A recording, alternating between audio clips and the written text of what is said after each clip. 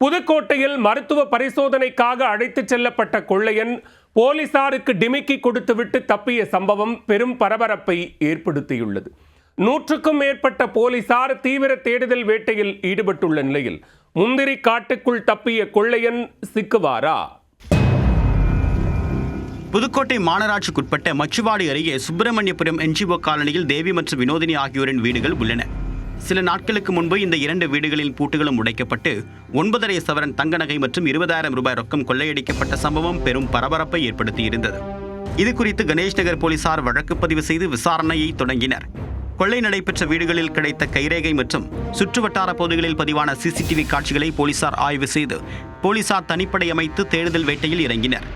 இந்நிலையில் திருப்பூரில் வைத்து மாசானம் என்ற மாரிமுத்து மற்றும் பிரதீப் ஆகிய இருவரை போலீசார் கைது செய்தனர். கைது செய்யப்பட்ட இருவரையும் புதுக்கோட்டைக்கு அழைத்து வந்த போலீசார் பிரதீப்பை நீதிமன்றத்தில் ஆஜர்படுத்தி சிறையில் அடைத்தனர். இதனிடையே மாரிமுத்துவிடம் நடத்தப்பட்ட விசாரணையில் கொள்ளையடித்த நகைகளை மதுரையில் வைத்திருப்பதாக வாக்குமூலம் அளித்திருந்தார். அதன் பேரில் போலீசார் மாரிமுத்துவை மதுரைக்கு அழைத்து சென்று நகைகளை மீட்டனர். பிறகு மாரிமுத்துவை புதுக்கோட்டைக்கு அழைத்து வந்த தனிப்படை போலீசார் அவரை கணேஷ் நகர் காவல் நிலையத்தில் ஒப்படைத்தனர். நீதிபதி முன்பாக ஆஜர்படுத்துவதற்கு முன்பாக மருத்துவ பரிசோதனை செய்ய வேண்டியிருந்ததால் காவலர்கள் மனோஜ்குமார் மற்றும் கார்த்திக் ஆகிய இருவரும் மாரிமுத்துவை இருசக்கர வாகனத்தில் புதுக்கோட்டை அரசு மருத்துவக் கல்லூரி மருத்துவமனைக்கு அழைத்து சென்றனர். ஆனால் அப்போதுதான் யாரும் எதிர்பாராத அந்த சம்பவம் அரங்கேறியது.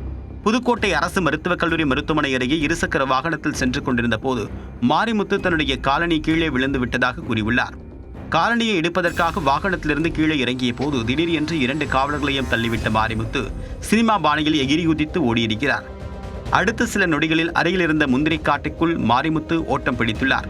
சுதாரித்துக் கொண்ட 2 காவலர்களும் மாரிமுத்துவை பிடிக்க முயன்றனர். ஆனால் கண்ணிமைக்கும் நேரத்தில் காட்டுக்குள் புகுந்த கொள்ளையன் அங்கிருந்து தப்பிச் சென்றதாக கூறப்படுகிறது.